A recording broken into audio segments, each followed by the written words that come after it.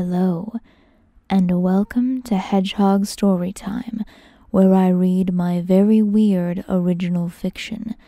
In addition, this story is part of the Edie Valley Project. Links to the playlist in the description below. And yes, you need to start at the beginning. No, don't complain about it. So this story is weird because I wasn't originally going to read it. This is kind of a sequel thing to Fortunes Inside, in the Edie Valley playlist. But it's kind of not. It's got a weird story. Basically, I originally wrote Fortunes Inside for a writing class, because I'd had the idea of it, for a long time, and I decided, it's a perfect opportunity to sit down and write it. So I did, and it was for, a simple exercise, write a scene with two characters, write a conflict between them, yada, yada, yada. It was fine, it was easy, it was done. Then our professor told us the second half of the exercise, which he hadn't told us about before, which was to write the exact same scene from the other character's point of view. Now, keep in mind, I had never intended to write anything from Remus's perspective because I wanted him to maintain this air of mystery even from me. I didn't want to quite know what he was thinking myself. But, I sucked it up, I did it, I wrote it, and then I stuffed it in the back of my mind and said, okay, I'm never going to think about this story ever again. So then I wrote the real sequel to Fortunes Inside, and I read it to my mom. And my mom is the best person to read stories to because she's very good at picking out little details and thinking about things in a way that, as a writer, I would not at all. She's kind of my common sense person. So, I had her read it, and there's something in the story Remus does that is not supposed to be creepy at all, but especially in our modern-day society, the connotations are kind of there, and I was really worried about it when I was writing it, because Remus is not supposed to be a creepy guy. He's supposed to be a really cool, weird uncle kind of guy, but, my mom said, yeah, that's kind of creepy, so I was trying to think of a way to fix it. And either I could, change a whole bunch of stuff in the sequel, or I could just give in and read this story from Remus's perspective. So basically, yeah, that's why I'm reading this story, so that he's not creepy, because according to my mother, this fixes everything. So, without further ado, here is Without Fortune. Remus woke up somewhere new. Actually, this wasn't particularly unusual for him. His wagon, good old Matilda, had a habit of getting him to where he needed to be at any given time. With or without his permission, he might add. He had traveled through the great forest of Hathali, where the trees were as tall and thick as mountains, and helped derive a cure for an especially violent outbreak of pus mumps, which were just as horrible as they sounded. He'd also seen the neon lights and dusty shanty towns of New to the Power of 5 York, and negotiated a treaty between the Holy Union of Pearl's Jam and the Following of the Chemical Romance, two rival religious groups who had been catching innocent civilians in their highly militarized crossfire for years. Now, he was here. Wherever here was. Sitting up blearily from the nest of old-smelling pillows and blankets he called a bed, Remus opened the blue curtain that hung from Matilda's back end and blinked in the harsh sunlight. Outside, the air smelled of oil and fast food. A positively pleasant aroma to greet his nostrils so early in the morning, if there ever was one.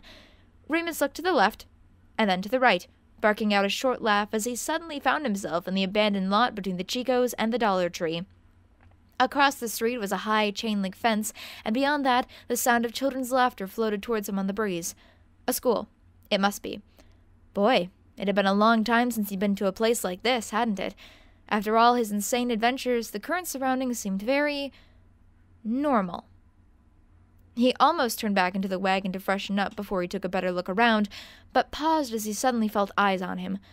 Remus liked to consider himself mildly psychic, not enough that he could read minds or anything, though that would certainly make his job easier, but sometimes things like names and general dispositions just came to him.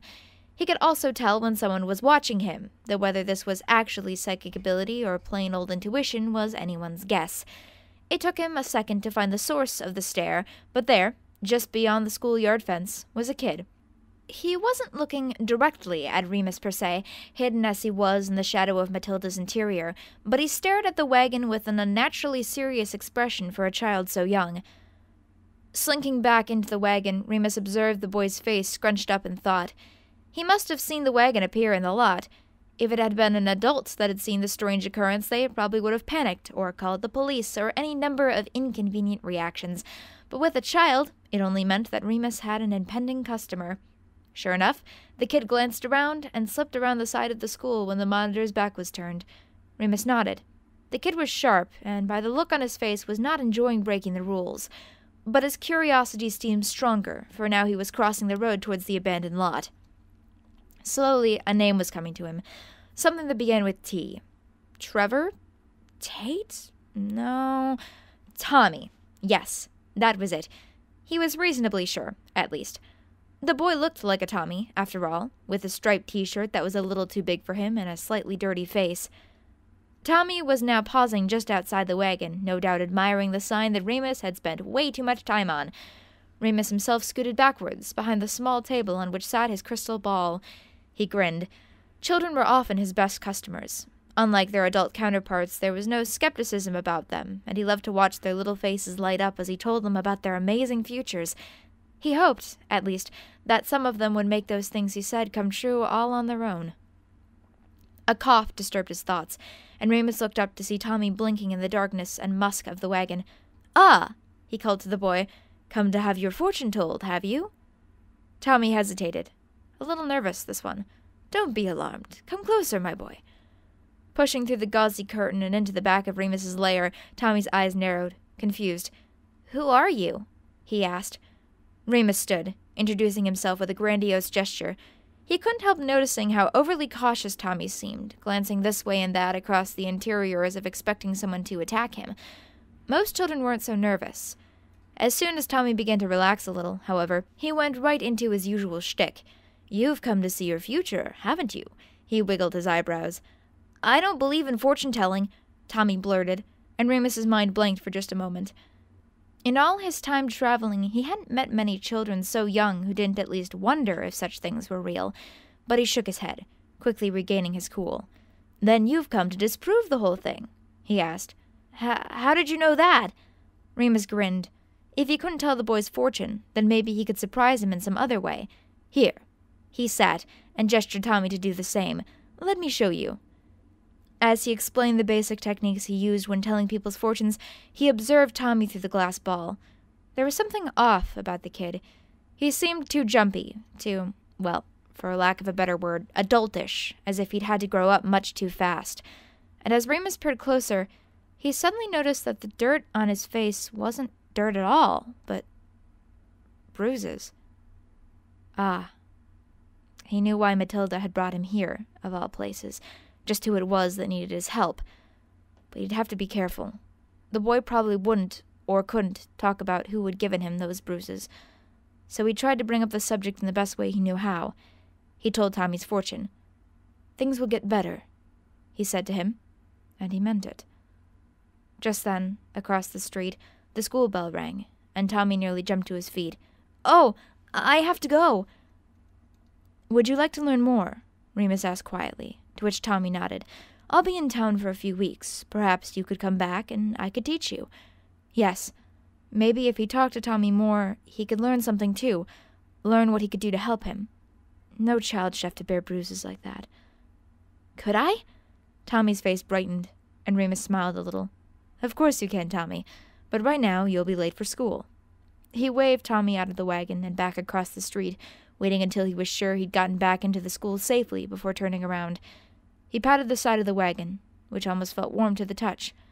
"All right, girl," he whispered. "Let's get to work."